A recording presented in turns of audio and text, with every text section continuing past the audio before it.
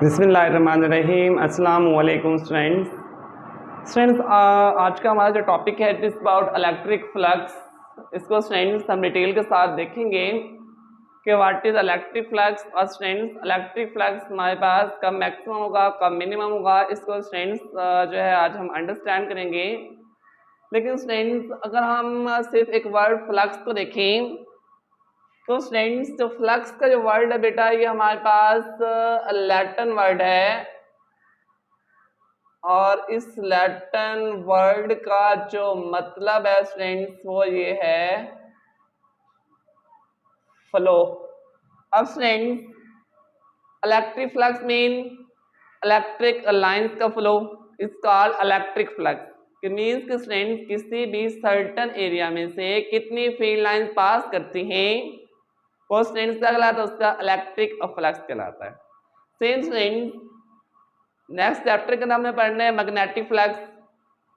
वहाँ पे स्टूडेंट्स किसी भी सर्टन एरिया में से कितनी मैग्नेटिक फील्ड लाइंस पास करती हैं वो उसका कहलाता है स्टूडेंट्स मैग्नेटिक फ्लक्स कहलाता है। और स्टूडेंट्स अगर हम इलेक्ट्रिक फ्लक्स को डिफाइन करना चाहें तो इसको बेटा हम डिफाइन कर सकते हैं number of field lines, number of electric field lines, the simple strange field lines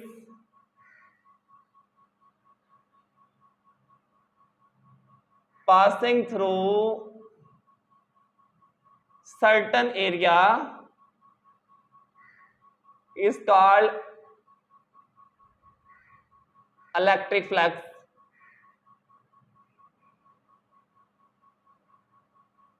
क्या स्टूडेंट्स इसकी जो सेकंड डेफिनेशन है वो भी स्टूडेंट्स हम डिफाइन कर सकते हैं number of electric field lines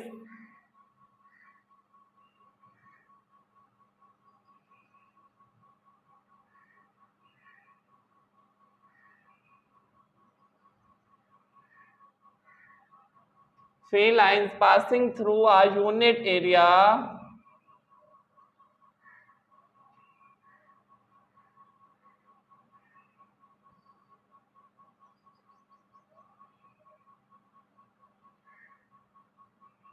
held perpendicular to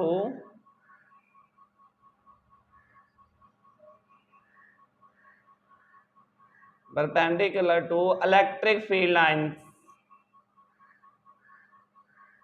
इस तरह में बच्चों में इसको डिफाइन कर सकते हैं। स्टूडेंट्स हमारे पास एक पॉइंट चार्ज है और ये इस पॉइंट चार्ज की हमारे पास इलेक्ट्रिक फील्ड लाइंस हैं। एक पॉजिटिव पॉइंट चार्ज है जिसकी इलेक्ट्रिक फील्ड लाइंस फ्रेंड्स हमारे पास रेडली आउटवर्ड हैं।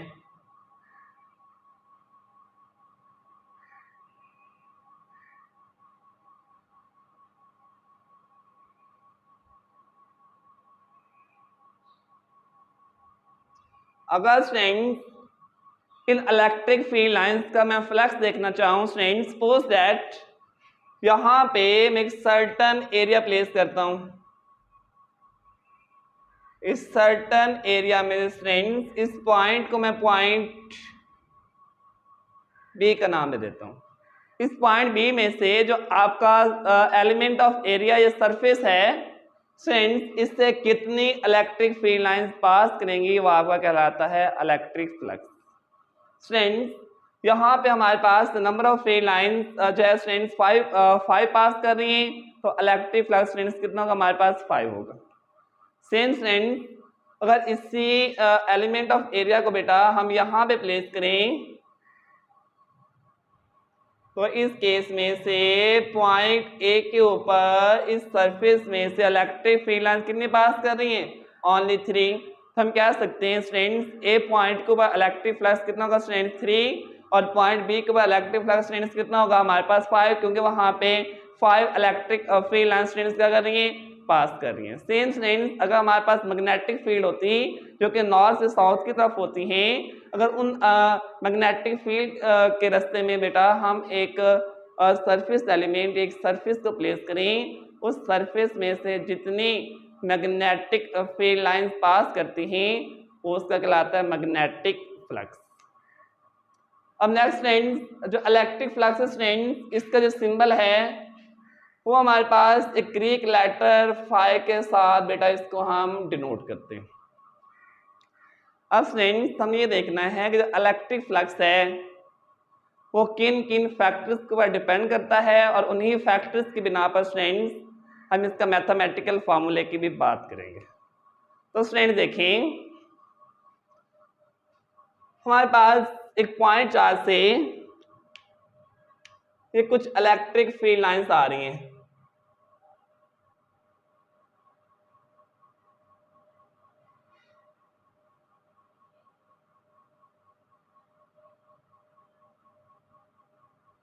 अगर फ्रेंड्स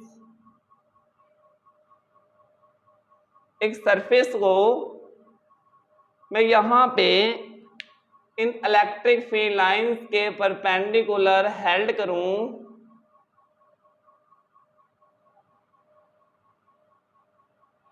तो इस सरफेस में फ्रेंड्स कितनी फील्ड लाइंस पास करेंगे वो क्या कहलाता है इलेक्ट्रिक फ्लक्स कहलाता है। फ्रेंड्स अगर हमारे पास सरफेस का एरिया बेटा ज्यादा हो, अगर हमारे पास सरफेस ज्यादा बड़ी हो तो उसके अंदर से जो फील्ड लाइंस हैं वो भी क्या करेंगे ज्यादा पास करेंगे। अगर हमारे पास फ्रेंड्स सरफेस का एरिया कम हो तो उसके अंदर से फील्ड लाइंस भी क्या करेंगे कम पास करेंगे। तो इट मीन्स फ्रेंड्स एक फैक्टर हमारे पास जिसके ऊपर इलेक्ट्रिक फ्लक्स या फील्ड लाइंस कितने पास करेंगी वो डिपेंड करता है कि हमारे पास सरफेस का एरिया कितना है। जितना सरफेस का एरिया होगा ज्यादा उतनी फील्ड लाइंस फ्रेंड्स वहां से क्या करेंगे ज्यादा पास करेंगे। तो पहला फैक्टर जिसके ऊपर हमारे पास इलेक्ट्रिक फील्ड लाइंस डिपेंड करती हैं फ्रेंड्स हमारे पास क्या है सरफेस एरिया। जितना सरफेस एरिया होगा ज्यादा उतनी इलेक्ट्रिक फील्ड लाइंस फ्रेंड्स क्या होंगी ज्यादा। दूसरा फैक्टर फ्रेंड्स यहाँ पे जो इलेक्ट्रिक फील्ड लाइंस हैं अगर इन इलेक्ट्रिक फील्ड लाइन की फ्रेंड्स में स्ट्रेंथ को ज्यादा कर दूं इंटेंसिटी को ज्यादा कर दूं तो उस सरफेस में से ज्यादा इलेक्ट्रिक फील्ड लाइन पास करेंगी। मीन स्ट्रेंथ में कह सकते हैं जितनी इलेक्ट्रिक फील्ड की स्ट्रेंथ होगी ज्यादा उतना इलेक्ट्रिक फ्लक्स की स्ट्रेंथ क्या होगा ज्यादा। तो हम ये कह सकते हैं जितनी फील्ड लाइन स्ट्रेंथ ज्यादा होंगी जितनी इलेक्ट्रिक फील्ड की इंटेंसिटी ज्यादा होगी उतना सरफेस में से फ्लक्स भी क्या करेगा ज्यादा पास करेगा। तो दूसरा फैक्टर फ्रेंड्स आपने देखा जिसके ऊपर इलेक्ट्रिक फ्लक्स डिपेंड करता है वो हमारे पास क्या फ्रेंड्स इलेक्ट्रिक फील्ड इंटेंसिटी। और तीसरा फैक्टर फ्रेंड्स जिसके ऊपर इलेक्ट्रिक फ्लक्स डिपेंड करता है फ्रेंड्स अब देखिए आप पास सरफेस इस तरह से पड़ी है। अगर फ्रेंड्स इसी सरफेस की आप ओरिएंटेशन चेंज कर दें मींस एंगल को चेंज कर दें अभी परपेंडिकुलर पड़ी है अगर आप इसको पैरेलल या किसी एंगल पे रोटेट कर दें तो electric flux the number of field line उस सरफेस में जितनी पास करेंगी उनकी तादाद भी फ्रेंड्स की हो जाएगी चेंज हो जाएगी। तो फ्रेंड्स तीसरा फैक्टर जिसके ऊपर इलेक्ट्रिक फ्लक्स डिपेंड करता है वो फ्रेंड्स हमारे पास क्या है वो हमारे पास है ओरिएंटेशन। मीन्स कि आपकी जो सरफेस है वो किस तरह से पड़ी हुई है ओरिएंटेशन ऑफ सरफेस। इन तीन फैक्टर्स के ऊपर फ्रेंड्स हमारे पास इलेक्ट्रिक फ्लक्स बेटा क्या करता है डिपेंड करता है। अगर फ्रेंड्स हम इलेक्ट्रिक फ्लक्स के मैथमेटिकल फार्मूले की बात करें तो फ्रेंड्स आपने देखा कि फ्लक्स को हम डिनोट करते हैं फाई के साथ और फ्रेंड्स ये डॉट प्रोडक्ट होता है electric field intensity and strength vector area. और फ्रेंड्स हम फर्स्ट के अंदर पढ़ चुके हैं डॉट आर स्केलर प्रोडक्ट। तो इट मीन्स फ्रेंड्स जब इन दोनों का डॉट प्रोडक्ट हमें क्या देगा एक scalar quantity. It means friends flux भी क्या होगा हमारे पास एक स्केलर क्वांटिटी होगी। और फ्रेंड्स जब डॉट प्रोडक्ट को हम खत्म करते हैं अगर फ्रेंड्स इसकी सिंपल हम मैग्नीट्यूड लिखें तो डॉट प्रोडक्ट के केस में हमारे पास एंगल आता है ए कॉस ऑफ थीटा। तो फ्रेंड्स आप देखा कि electric flux electric field intensity surface area और साथ में उस ओरिएंटेशन के ऊपर बेटा क्या करता है हमारे पास डिपेंड करता है। नेक्स्ट स्टूडेंट, अगर हम इसके यूनिट की बात करें तो सिंपल स्टूडेंट फ्लक्स का अगर हम मैग्नीट्यूड लिखें तो phi is equal to student A. तो स्टूडेंट देखिएगा इंटेंसिटी हमारे पास क्या होती है, इंटेंसिटी आप जानते हैं फोर्स पर यूनिट चार्ज, तो इंटेंसिटी का स्ट्रेंथ यूनिट बनेगा न्यूटन पर कूलम, तो फ्लक्स का यूनिट बनेगा इंटेंसिटी का स्ट्रेंथ न्यूटन पर कूलम, एरिया का स्ट्रेंथ मीटर स्क्वायर, तो फ्लक्स का यूनिट क्या बनेगा स्ट्रेंथ न्यूटन मीटर स्क्वायर पर कूलम। नेक्स्ट स्ट्रेंथ हमें ये देखना है कि हमारे पास फ्लक्स जो किसी भी सरफेस से पास करेगा कब स्ट्रेंथ वो मैक्सिमम होगा, कब स्ट्रेंथ वो क्या होगा मिनिमम होगा। लेकिन उससे पहले स्ट्रेंथ एक बहुत ही ज़्यादा इंपॉर्टेंट कंसेप्ट जो आपने अंडरस्टैंड करना। स्ट्रेंथ एक हमारे पास क्या होती है सरफेस होती है। स्ट्रेंथ यहाँ पे देखेगा ये हमारे पास एक सरफेस है जिसको आप क्या कहते हैं, हमारे पास एक रेक्टेंगल है। अगर मैं स्ट्रेंथ इसकी विड्थ लेता हूँ 2 मीटर और स्ट्रेंथ इसकी लेंथ हमारे पास कितनी है वो अस्यूम कर लेते हैं 4 मीटर, तो स्ट्रेंथ इसका जो एरिया बनेगा लेंथ मल्टीप्लाई बाय विड्थ वो स्ट्रेंथ हमारे पास कितना बनेगा 8 मीटर का स्क्वायर। अब स्ट्रेंथ वो इस सरफेस का एरिया है, जितना इस सरफेस के अंदर सारा एरिया है जिसको स्ट्रेंथ में हाईलाइट कर रहा हूं, ये हमारे पास क्या है सरफेस एरिया। सरफेस एरिया कह लें स्ट्रेंथ या एलिमेंट ऑफ एरिया कह लें। दूसरा स्ट्रेंथ हमारे पास होता है वेक्टर एरिया, उसको स्ट्रेंथ आप वेक्टर एरिया का भी नाम देते हैं, उसको स्ट्रेंथ आप नॉर्मल टू एरिया का भी नाम देते हैं, या स्ट्रेंथ या उसको आप सिर्फ नॉर्मल एरिया का भी नाम देते हैं। स्ट्रेंथ जो वेक्टर एरिया है या नॉर्मल टू एरिया है वो हमेशा सरफेस के ऊपर परपेंडिकुलर होता है, हमेशा सरफेस के ऊपर क्या होता है बेटा नॉर्मल होता है। ये हमारे पास एक सरफेस है रेक्टेंगल की जिसका एरिया ये वाला है, इसका वेक्टर एरिया इस सरफेस के ऊपर स्ट्रेंथ क्या होगा परपेंडिकुलर, ये इसका होगा बेटा वेक्टर एरिया। सेम स्ट्रेंथ हमारे पास एक और सरफेस है स्क्वायर, ये भी स्ट्रेंथ हम कह देते हैं 2 मीटर है, ये भी क्या है 2 मीटर, तो स्ट्रेंथ इसका एरिया कितना बनेगा 4 मीटर का स्क्वायर। तो इसका जो अंदर वाला ये सारा हिस्सा है ये हमारे पास सरफेस का एरिया है। जो वेक्टर एरिया होगा स्ट्रेंथ वो इस सरफेस के ऊपर क्या होगा परपेंडिकुलर। अगर हम इस सरफेस की बात करें तो इस सरफेस के ऊपर इसका वेक्टर एरिया स्ट्रेंथ इस तरफ क्या होगा परपेंडिकुलर। तो स्ट्रेंथ हमने देखा कि हमारे पास एक सरफेस एरिया होता है और एक vector area. Vector area strength या नॉर्मल टू एरिया वो सरफेस के ऊपर स्ट्रेंथ हमेशा क्या होगा परपेंडिकुलर होगा। स्ट्रेंथ में एक और एग्जांपल देता हूं आपको। स्ट्रेंथ हमारे पास क्या है रेक्टेंगल, अगर ये इसके सारे क्या है सरफेस है, ये स्ट्रेंथ इसके सारे क्या है सरफेस है, जो वेक्टर एरिया होगा वो इस सरफेस एरिया के परपेंडिकुलर होगा। अगर आपकी सरफेस है इस तरह पड़ी हुई है तो वेक्टर एरिया इस सरफेस से होगा बेटा परपेंडिकुलर। अगर इसी सरफेस को हम इस तरह कह दें तो वेक्टर एरिया स्ट्रेंथ अभी भी सरफेस एरिया क्या है परपेंडिकुलर। अगर यही सरफेस स्ट्रेंथ इस तरह से हो जाए तो अभी भी वेक्टर एरिया स्ट्रेंथ इसके ऊपर क्या है परपेंडिकुलर है। तो पॉइंट कीप इन माइंड कि जो वेक्टर एरिया है वो हमेशा सरफेस के ऊपर क्या होगा परपेंडिकुलर। और यहाँ पे स्ट्रेंथ जो हमने एंगल थीटा लेने, ये एंगल थीटा हमने हमेशा वेक्टर एरिया और इलेक्ट्रिक फील्ड इंटेंसिटी के दरमियान लेना है। जो एंगल थीटा स्ट्रेंथ ये वेक्टर एरिया और इलेक्ट्रिक फील्ड इंटेंसिटी के दरमियान है।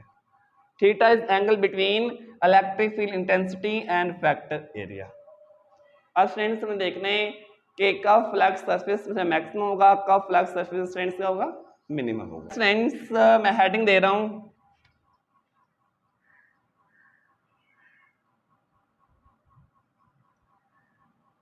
when surface is held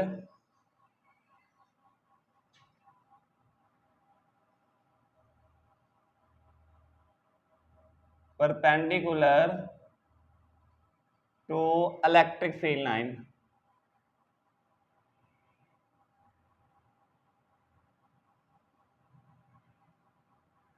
या फ्रेंड्स इससे को हम ये कह सकते हैं फॉर मैक्सिमम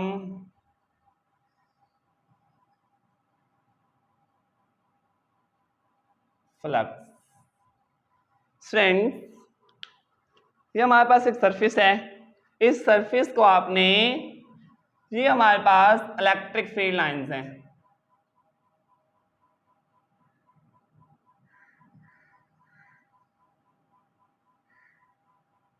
इस सरफेस को स्टूडेंट्स आपने इलेक्ट्रिक फील्ड लाइंस के हेल्ड करना है किस तरह बेटा, परपेंडिकुलर।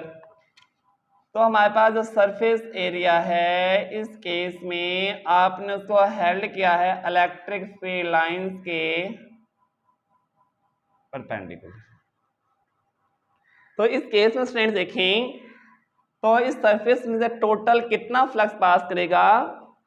फ्लक्स का स्टूडेंट्स फॉर्मूला हमारे पास क्या है, phi is equal to A dot A.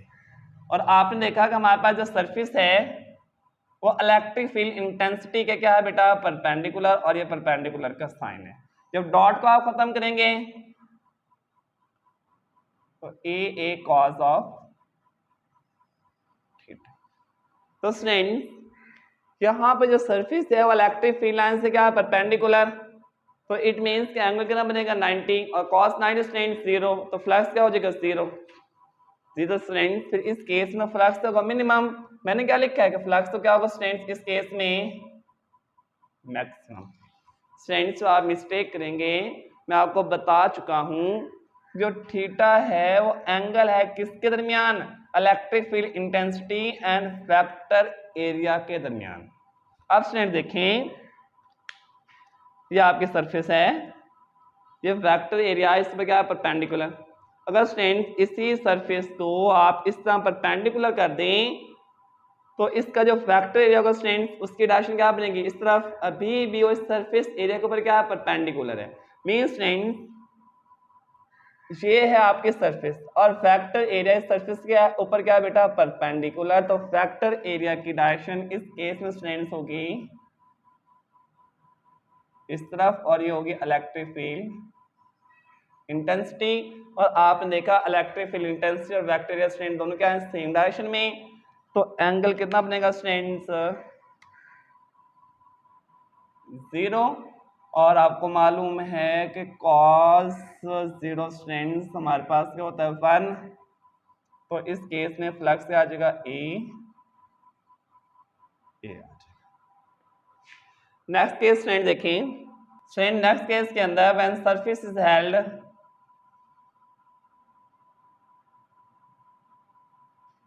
Parallel to electric field lines,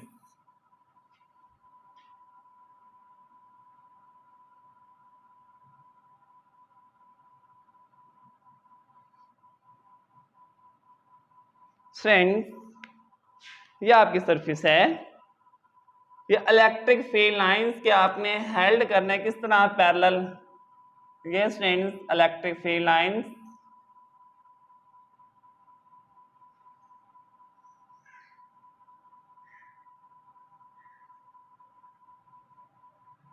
आपने सरफेस को स्टूडेंट्स हेल्ड करना है इलेक्ट्रिक फील्ड लाइंस के पैरेलल।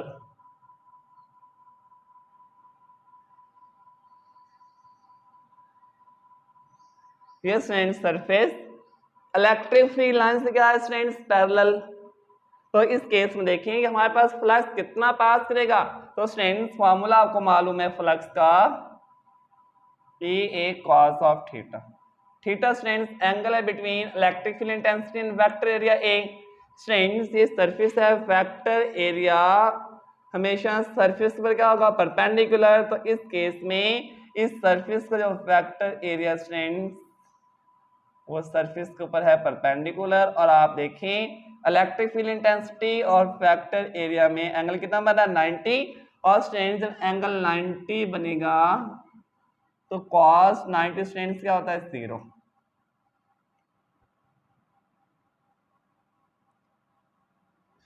स्ट्रेंथ अक्सर बच्चे समझते हैं कि सर इस सरफेस में से ये देखिए इलेक्ट्रिक फील्ड लाइन पास तो कर रही है तो फिर फ्लक्स क्यों 0 है। स्ट्रेंथ नहीं, ये हमारे पास सरफेस से ऊपर वाले इस सरफेस में इस तरह से कितनी इलेक्ट्रिक फील्ड लाइन पास करनी चाहिए।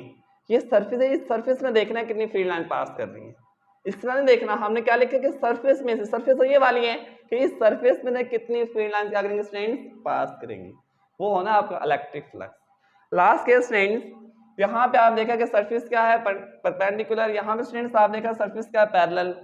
अगर स्ट्रेंथ जो आपकी सरफेस है वो ना तो पैरेलल हो ना ही परपेंडिकुलर हो तो इस केस में आप फ्लक्स किस तरह फाइंड करेंगे। तो स्टूडेंट्स वो हमने सीखने।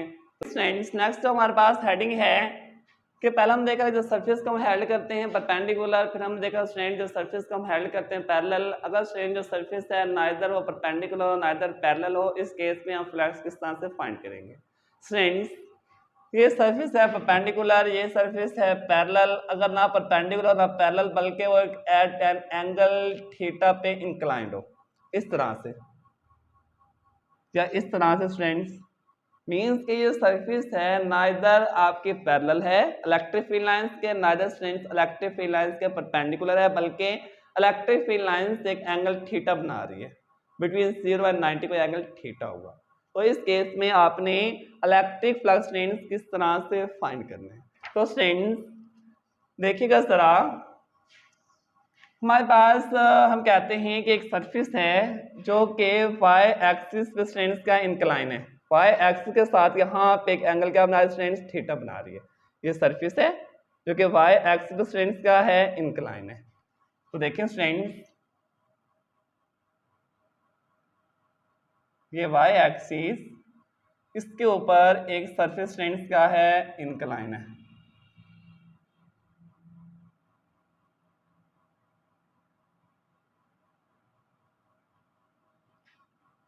ये स्ट्रेंथ आपके सरफेस है जो कि एक एंगल थीटा पे इंक्लाइन है।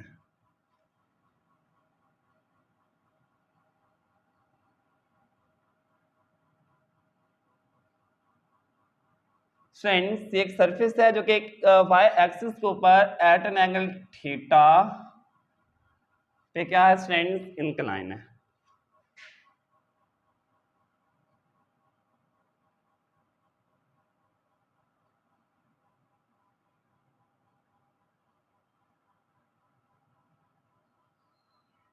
स्ट्रेंथ जिस सरफेस की मैं बात कर रहा हूं उस सरफेस को स्ट्रेंथ मैं हाईलाइट भी कर देता हूं, मैं इस सरफेस की बात कर रहा हूं।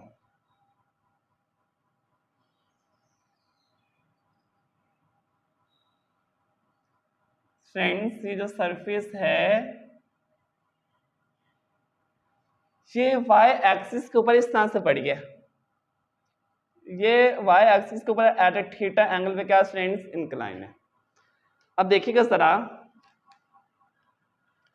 स्ट्रेंथ अगर सरफेस ऑफ पैरेलल तो ये है स्ट्रेंथ उसका वेक्टर एरिया जो कि सरफेस के परपेंडिकुलर है।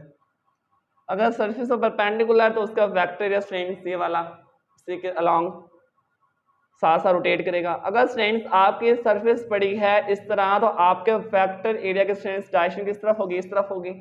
तो मैं स्ट्रेंथ से कह सकता हूं कि इस केस में जो वेक्टर एरिया है वो सरफेस एरिया का स्ट्रेंथ क्या होगा, परपेंडिकुलर।